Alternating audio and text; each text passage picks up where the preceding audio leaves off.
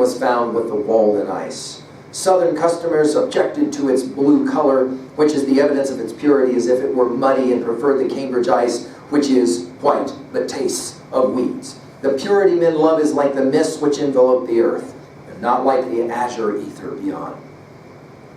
He says, some are dining in our ears that we Americans and moderns generally are intellectual dwarfs compared with the ancients or even the Elizabethan men. Now, let's bring Shakespeare into this, right? He says, you know, there are a lot of people today that are saying we're nothing compared to the classics, to the old-timers. And what I love about Thoreau is that he loves the old-timers. He loves the classics, but he recognizes that you've got to transcend them. You've got to move beyond them. This is why we will say in 303, we definitely will read our Plato. We definitely read our Dante and our Milton and our Shakespeare. And of course, those are all dead white males, no question about it. But we've got to be able to move beyond them too. But you can't move beyond them if you don't know them. And here we're going to hear something else. And then, interestingly, he will quote Homer's Achilles, right? When Achilles said, a living dog is better than a dead lion. Shall a man go and hang himself because he belongs to the race of pygmies and not be the biggest pygmy that he can? We may never, he says, I may never measure up to Shakespeare. But that doesn't mean that I can't live my life the best I can be, right?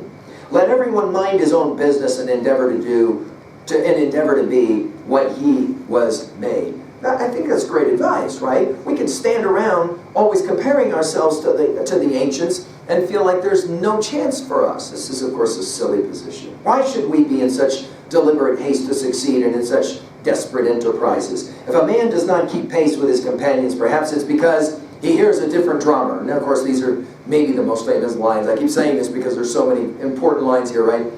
Let him step to the music which he hears, however measured or far away. Remember, the contemporary of Thoreau is Whitman. I hear America singing the varied carols I hear.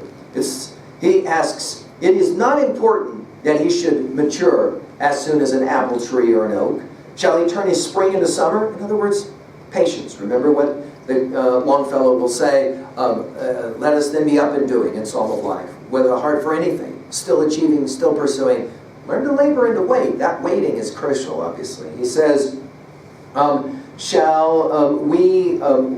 says this way, if the condition of things which we were made for is not yet, what were any reality which we can substitute? We'll not be shipwrecked on a vain reality. Shall we with pains erect a heaven of blue glass over ourselves, though when it's done we shall be sure to gaze still at the true ethereal heaven far above, as if the former were not? And then he tells of the great artist of Carew, who said he wanted to build the best walking staff that he could. And so he went to work, sitting, waiting out millions of years. His singleness of purpose and resolution and his elevated piety endowed him, without his knowledge, with perennial youth, as he made no compromise with time. Time kept out of his way and only sighed at a distance because he could not overcome him. Fishing, of course, and time will be one of the great observations. He finally finishes and he says about this artist, he had made a new system in making a staff, a world with full and fair propositions, in which, though the old cities and dynasties had passed away, fairer and more glorious ones had taken their places. And now he saw by the heap of shavings still fresh at his feet that for him and his work, the former lapse of time had been an illusion, and that no more time had elapsed than is required for a single scintillation from the brain of Brahma to fall on and inflame the tinder of a mortal brain. This is some of the important passages out of the Vedic tradition. The material was pure, and his art was pure. How could the result be other than wonderful? And I think what Thoreau is saying is that I've tried to be pure, I've tried to be authentic, I've tried to be real in my representation of my experiment, as he will call it. And then he continues, no face which we can give to a matter will stead us so well at last as the truth. And here is going to sound very much like those final words of Hawthorne's Scarlet Letter, be true, be true, be true. That idea that if you want to live an authentic life, you have to live a life of truth. And I realize that this sounds very much like, cliched and nobody believes this anymore. But I'm of the opinion otherwise. I think a lot of people want to challenge themselves to try to live a true life. He says it this way, this alone wears well to be true. For the most part, we are not where we are, but in a false position, right? You'll remember, although it's obviously ironic, that Polonius would be the one that says it in Hamlet to his son Laertes, to thine own self be true, and it follows as the night the day thou canst them be false to any man. Just because Polonius says it and breaks the rules doesn't mean that it isn't true. Though an infirmity of our natures, through an infirmity of our natures, we suppose a case and put ourselves into it, and hence are in two cases at the same time, and it's doubtfully difficult to get out. In same moments we regard only the facts, the case that is. Say what you have to say, not what you ought. This sounding very much like Emerson's self-reliance. Any truth is better than make-believe. Tom Hyde, the tinker standing on the gallows, was asked if he had anything to say. Tell the tailors, said he, to remember to make a knot in their thread before they take the first stitch. His companion's prayer is forgotten. However mean that is simple or low. Your life is, meet it and live it. If you're a dishwasher, do the best job. If you're asked to sweep a floor, as in Booker T. Washington's Up From Slavery, sweep the floor 3 times and make sure it's done as well as you can. However mean your life is, meet it and live it. Do not shun it. Don't call it hard names. It's not so bad as you are. It looks poorest when you are richest. The fault finder will find faults even in paradise. It's a compelling idea. And we think about, of course, Candide when he visits El Dorado, right? The fault finder will find faults even in paradise. Love your life, poor as it is. You may perhaps have some pleasant, thrilling, glorious hours, even in a poor house. The setting sun is reflected from the windows of the almshouse as brightly as from the rich man's abode. The snow melts before its doors early in the spring. I do not see, but a quiet mind may live as contentedly there and have as cheering thoughts as in a palace. This will sound very much like what Marcus Aurelius will say about you can even be a good man in a palace, right? He says, the town's poor seem to me often to live the most independent lives of any. Maybe they're simply great enough to receive without misgiving. He says, cultivate poverty like a garden herb, like sage. This will sound very much like Francis of Assisi. Do not trouble yourself much to get new things, whether clothes or friends. Turn the old. Return to them. Things do not change. We change. Sell your clothes and keep your thoughts. God will see that you do not want society. If I were confined to a corner of a garret all my days like a spider, the world would be just as large to me while I had my thoughts about me. The philosopher said, from an army of 3 divisions, one can take away its general and put it in disorder. From the man, the most abject and vulgar, one cannot take away his thought. End quote. Do not seek so anxiously to be developed, to subject yourself to many influences to be played on. It's all dispensation. Humility, like darkness, reveals the heavenly lights. Now, I think that line is crucial, right? I mean, remember T.S. Eliot in Four Quartets, East Coker said the only wisdom we can hope to acquire is the wisdom of humility. Humility is endless. And I think that when Eliot writes a line like that, he's obviously thinking about the great Thoreau. He says, moreover, if you're restricted in your range by poverty, in other words, you don't have a lot of wealth, if you can't buy books and newspapers, for instance, if you're but confined to the most significant and vital experiences, you're compelled to deal with the material which yields the most sugar and the most starch. It is life near the bone, where it is sweetest. And we'll remind ourselves that in Book 2, he will say, right, that he wanted to live deep and to suck out all the marrow of life. You're defended from being a trifler. No man loses ever on a lower level by magnanimity on a higher. Superfluous wealth can buy superfluous only. Money is not required to buy one necessary of the soul. Now, of course, this is hyperbole, and we'll agree with Maslow. There is a hierarchy of needs, and obviously we have to have food and shelter and clothing and all of that. But I think Thoreau's making a fine point here. So much of the success of our lives is dependent on the attitude we have, especially towards the pain, the suffering of our life. This is his theodicy, right? And then finally he says it, rather than love, than money, than fame, give me truth. It's a compelling idea, right? Give me truth. He says a few lines later, there are the records of the philosophical societies and the public eulogies of great men.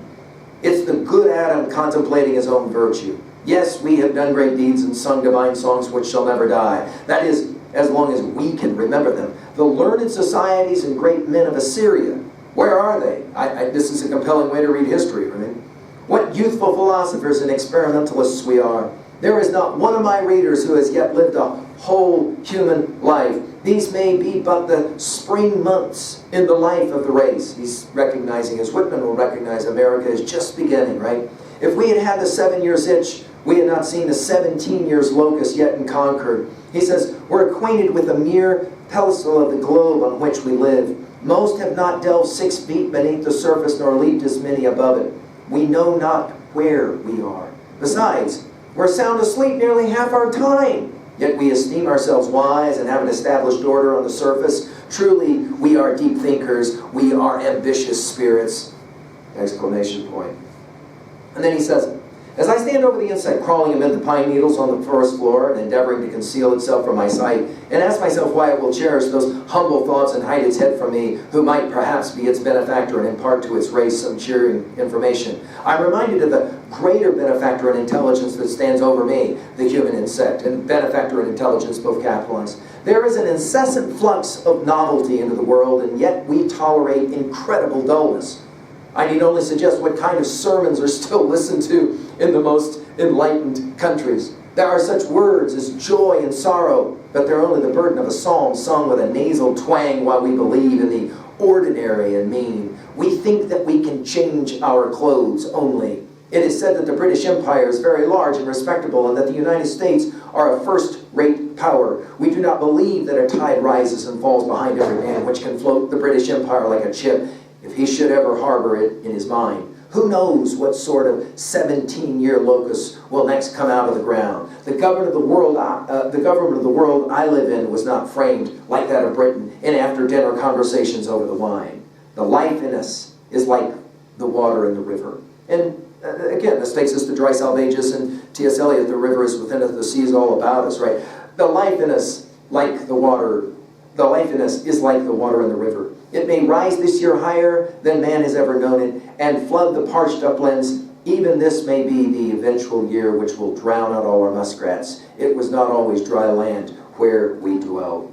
And then he says a few lines later, who does not feel his faith in a resurrection and immortality strengthened by hearing of this? And then the final lines of this beautiful, beautiful prose poem. Who knows what beautiful and winged life, whose egg has been buried for ages under many concentric layers of woodness in the dead, dry life of society, deposed at first in the emblem of the green and living tree, which has been gradually converted into the semblance of its well-seasoned tomb, heard perchance gnawing out now for years by the astonished family of men as they sat round the festive board. He's talking now about a bug that was in a piece of wood that became a table, and then many, many years later, he thinks because probably somebody put a hot pan on it and it woke up the bug in sleeping, and then the bug came out of the wood. It's a compelling word picture. In other words, this idea of rejuvenation, this idea of the phoenix that comes out of his own ashes and all of that. He says, may unexpectedly come forth from amidst society's most trivial and hand-sewed furniture to enjoy its perfect summer life at last. I do not say that John or Jonathan will realize all this, but such is the character of that morrow which mere lapse of time can never make to dawn. The light, and this is where we'll finish, the light which puts out our eyes is darkness to us. And of course, you'll remember that when in our study of Republic 7, as we come out of the cave, we're blinded by the light until we can finally see some shapes, and then finally we see the source of all light, the sun, that is to say for Plato, the good. Thoreau is heavily influenced by the idea. First you must be blinded by the light before you can finally ever see. The light which puts out our eyes is darkness to us. Only that day dawns to which we are awake. There is more day to dawn. The sun is but a morning star. I hope that our study of Walden has been beneficial to you. I hope that you will be challenged. I hope that you will awaken and keep yourself awake, not by mechanical aids, but by an infinite expectation of the dawn. I thank you for your time with us, and Thoreau's Walden.